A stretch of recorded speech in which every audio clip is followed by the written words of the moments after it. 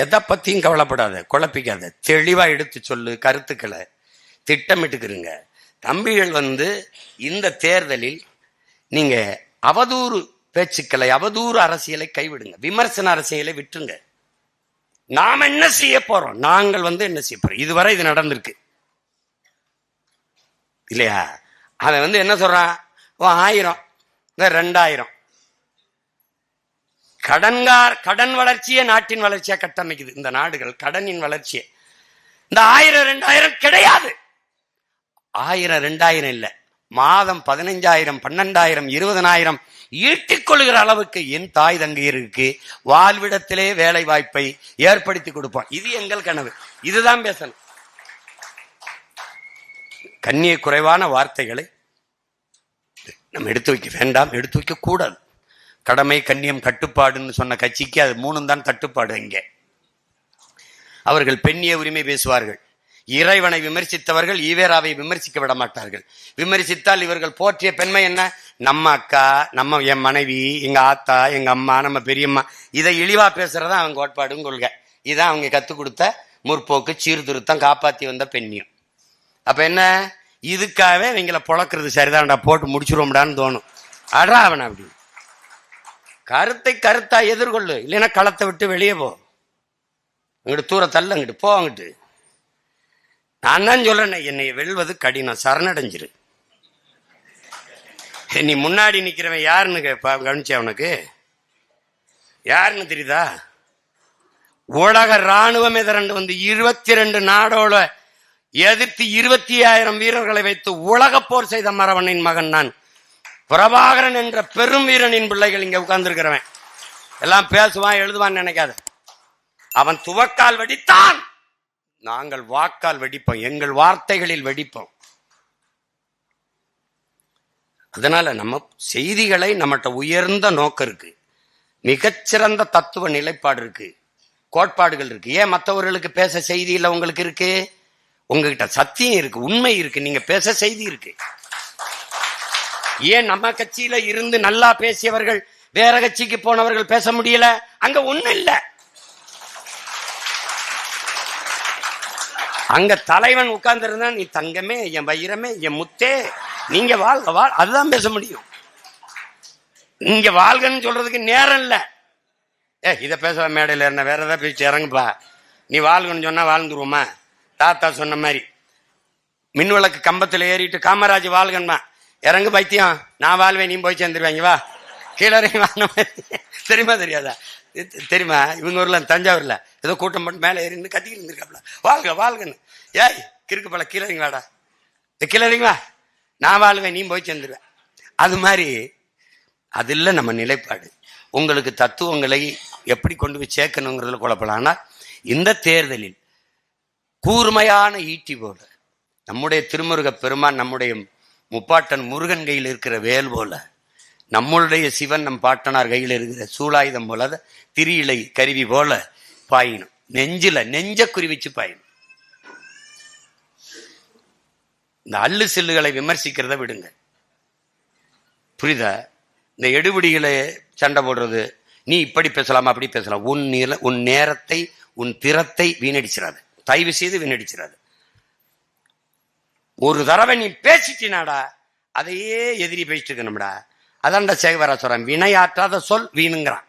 இப்ப அண்ணன் மன்னார்குடியில போட்ட போட்டுக்கு இன்னும் நடந்துகிட்டு இருக்கு.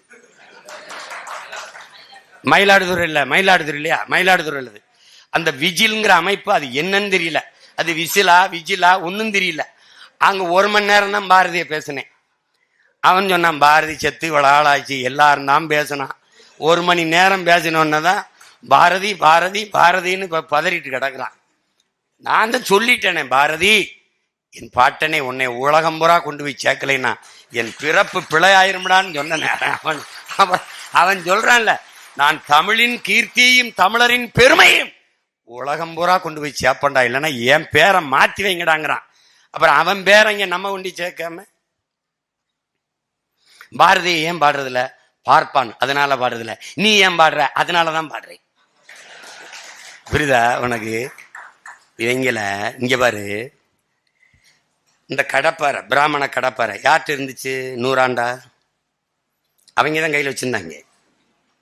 நல்லா இந்த பிராமண கடப்பாறையை வச்சு தமிழை இடிச்சு, தமிழரை இடிச்சு, தமிழ் அடையாளத்தை இடிச்சு, வழிபாட்டை இடிச்சு, பண்பாட்டை இடிச்சு குட்டிச்சோராக்குனது இவன் தான்.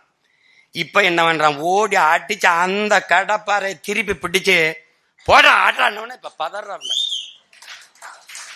இப்ப அடுத்த கருத்தரங்கு, இப்ப நேரம் இல்ல, தேர்தல் நேரம் இல்ல, இல்லைன்னு வச்சுக்க கொண்டு எடுத்துருவேன், கொலவரியில இருக்கேன். நீ தான் கூட்டம் சேர்த்து 50 பேர் 10 பேர் நின்று என்ன பேச, நான் ஒத்தான்னு ஊர் முழுக்க பட்டு விட்டுருவேன், பாத்துக்க. நீ இங்க பாரு, அடுத்த கருத்தரங்கு பாட்டன் பாரதியின் இரும்பு கடப்பாறையும் ஈவேராவின் பெரம்பு கைத்தடியும்னு போடுவேன். ரொம்ப கஷ்டம்.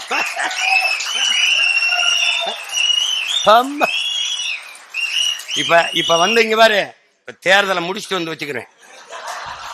நீ நீ நீ வந்து பேசிக்கிட்டே இரு, எல்லாத்தையும் வச்சிருக்கேன் குறிப்பு, மொத்தமா வச்சு வெளுத்து விடுறேன் இரு. என்ன கவனமா எடுத்துக்கொண்டு சேர்க்கணும். இப்ப தம்பிகள் வந்து பகுதியை பிரிச்சுக்கணும். இப்ப கூடுமானவரை எல்லா பாசறைகளையும் பரப்புரை செய்கிற பேராற்றல் கொண்ட பிள்ளைகள் இருக்கீங்க. கூடுமானவரை வேட்பாளர்களே நல்லா பேசக்கூடிய பிள்ளைகள் இருக்கிறீங்க.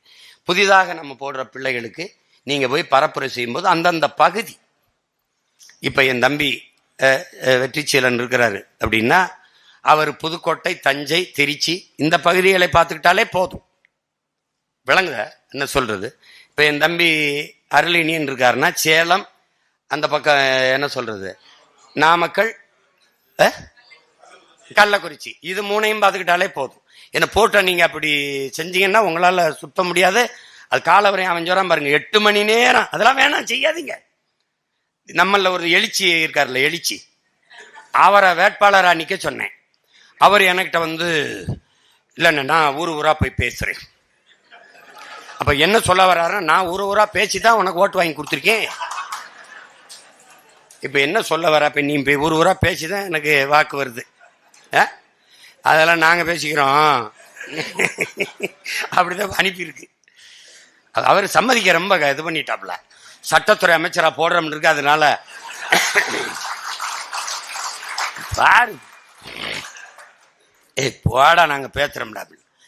இப்ப துருவன் கூட சொன்னாப்புல, முத அண்ணன் காரைக்குள்ள நான் பேசினேன், அவன் பேசினதை கூட மறந்துருக்கலாம், நான் ஞாபகம் வச்சிருக்கேன். சீமானோடு நாங்க நிக்கிறோம், சீமானுக்காக நிற்கல. அப்ப எதுக்காக நிக்கிறோம்? சீமானோடு நிக்கிறோம், சீமானுக்காக நிக்கல. இவங்க என்ன பண்ணுவாங்க, திராவிடங்க அந்த தலைவனுக்காக நிக்கிறோம். அவங்க எங்களுக்கு அந்த குடும்பம் தான் சரிப்பட்டு வரும். ஏப்பா உன் குடும்பம் கூட சரிப்பட்டு வராதாப்பா, இப்படி இருக்கு. அப்ப யாருக்காக நிக்கணும்? சீமானுக்காக நிக்க கூடாது. சீமான் சுமந்து நிக்கிற தேசிய விடுதலை, உரிமை, பாதுகாப்பு என்ற நோக்கத்துக்காக நிக்கணும். இங்க தனி மனிதர்கள் வருவார்கள், போய்விடுவார்கள். தலைவன் இருப்பான், போவான். நம் தாத்தன் கண்ணதாசன் சொல்றான், தலைவர்கள் போவார்கள், தர்பார் கலையும், ஆனால் தத்துவம் மட்டுமே அட்சய பாத்திரம். தலைவன் வருவான், போவான், தர்பார் அதிகாரம் இருக்கும் போகும், ஆனால் தத்துவம் மட்டும்தான் நிலையானது. அப்படிதான் நம்ம முன்னோர்கள் தூக்கி சுமந்த கனவு. அந்த கனவை நம் தலைவன் தூக்கி சுமந்தான். இப்ப தலைவன் தூக்கி சுமந்த கனவையும் அவன் பிள்ளைகள் மொத்தமாக தூக்கி சுமக்கிறோம். இந்த கட்சி ஏதோ தமிழ்நாட்டில் இருக்கிற தமிழினத்திற்கு மட்டுமல்ல, உலக பேரினத்திற்கு. நாம் தமிழர் கட்சி முன்வைக்கிற அரசியல் உலக பொதுமைக்கு. புவி வெப்பமாகுவதை தடுக்க வேண்டும் என்பது ஒரு இனத்திற்கானதல்ல, உலக மக்களுக்கு, உலக மாந்தர்களுக்கு. தண்ணீர் நீர் நஞ்சாயிக் கொண்டிருக்கிறது, அது குடிக்கிற திறனை இழக்கிறது. காற்று கரியமில வாயுவாக மாறிக்கொண்டிருக்கிறது. சுவாச காற்றே நோய் தொற்றாக மாறிக்கொண்டிருக்கிறது என்று கதறுவதும் பதறுவதும் ஒரு இனக்கூட்டத்திற்கல்ல, உலக பொதுமைக்கு. அப்ப ஒரு உலக பொதுமைக்கு அரசியல் வைக்கிற பிள்ளைகளை இனவெறியர்கள், இனச்சாவனிஸ்டுகள், பாசிஸ்டுகள் என்று சொல்லுவது மிக கொடுமையானது. மாட்டுக்கு மாநாடு போட்டாயாம், மாட்டுக்கு மாநாடு போட்டோம். உலகம் முழுமைக்கும் மாடு மிகப்பெரிய செல்வம், கால்நடை. பால் ஒன்றை மட்டும் வைத்து பிரேசில் வாழலையா? டென்மார்க் வளமாகலையா? ஆஸ்திரேலியா வளமாகலையா? நாட்டின் பிரதம அமைச்சர் ஐயா மோடி டைரி டேலே பால் நாளிலே பாலில் மிகப்பெரிய சந்தை இருக்கிறது, அதிலேயே நம் பொருளாதாரத்தில் தற்சார்படைய முடியும் என்று பேசியது இருக்கிறது. Beef export Hindustan is number 1 என்று பேசியது இருக்கிறது. இயற்கை வேளாண்மை என்கிறீர்கள், ஆடு மாட்டு கழிவில்லாத இயற்கை உரமேது. ஏன் இந்த அறிவு உங்களுக்கு இல்ல? சாராய பொருளாதாரம் 50,000 கோடி, பால் பொருளாதாரம் 1,50,000 கோடி. இது உயிரை எடுக்கும், இது உயிரை கொடுக்கும். எப்பக்கம் நிற்பது அறிவு சமூகமே, அறிவு சமூகமே எப்பக்கம் நிற்பாய்? மாடு என்பது, ஆடு என்பது நடமாடும் வைப்பகம் என்கிறார்கள். நடமாடும் மொபைல் பேங்க். அது தெரியாம பைத்தியக்காரா, ஒரு ஆடு ஒரு கிடாய் 1,10,000 வித்துக்கிட்டு இருக்கான் சந்தையில. பைத்தியக்காரன், என்னையும் உன்னையும் எவனும் வாங்க மாட்டான். நீ என்னப்பா அது, நம்ம தாத்தா கண்ணா மீன் ஜத்தா கருவாடு, நீன் ஜத்தா வெறுங்கூடுன்ட்டாப்ல தன்னமிச்சிடும். அதுக்கு நீங்க இதெல்லாம் நீங்க இதை கவனிக்கணும். அப்புறம் மரங்களுக்கு மாநாடு போட்டா எள்ளி நகையாடுறான். மரம்னா என்னன்னு தெரியாது அவனுக்கு, நீ எந்த பாடம் நடத்தி புரிய வைப்பாய்? அப்புறம் கடல்னா என்ன, நீர்னா என்ன, மழைனா என்னன்னு புரியல. அப்ப நாம் முன்வைக்கிற அரசியல் உலக பொதுமைக்கானது. ஒரு திமிரா இருங்க. நீங்கள் மிகச்சரியாக இருக்கிறீர்கள், அதனாலதான் நமக்கு இவ்வளவு எதிரிகள், இவ்வளவு எதிரிகள். ஹிட்லர் என்ன சொல்றான்? கூட்டத்தில் யாராவது ஒருவன் எழுந்து எதிர்த்தால் நீ வளர்ந்து கொண்டிருக்கிறாய் என்று பொருள். ஒரு கூட்டமே உன்னை எதிர்த்தால் நீ வளர்ந்து விட்டாய் என்று பொருளுங்கிறான். இப்ப நீங்க என்ன வளர்ந்துட்டீங்க. என் தம்பி துறை சொன்ன மாதிரி அவனுக்கு உறுதியா தெரியும், இந்தியாவை யார் ஆள்றதுல 8 விழுக்காடு போட்டவன் தமிழ்நாட்டை யார் ஆள்றதுல அவன் மக்கள் அவனை கைவிட மாட்டாங்க. அது தானா போய் 16க்கு மேல போய் நின்றும், 16க்கு மேல போய் நின்றும், பல தொகுதிகளை வென்றும், உள்ள வருவான், கொன்றுவான். எப்படி வென்றுவாங்க, கொன்றுவாங்க. ஒரு கேள்விக்கு ஆளுங்கட்சி பேசும்போது எதிர்கட்சி வெளிநடத்தான பெற்றிருக்க. எங்க ஆளுங்க பேசும்போது ஆளுங்கட்சி வெளிநடப்பு செய்யும் பாரு. நீ அப்ப பாரு ஏடா தம்பி, ஆளுங்கட்சி வெளிநடப்பு.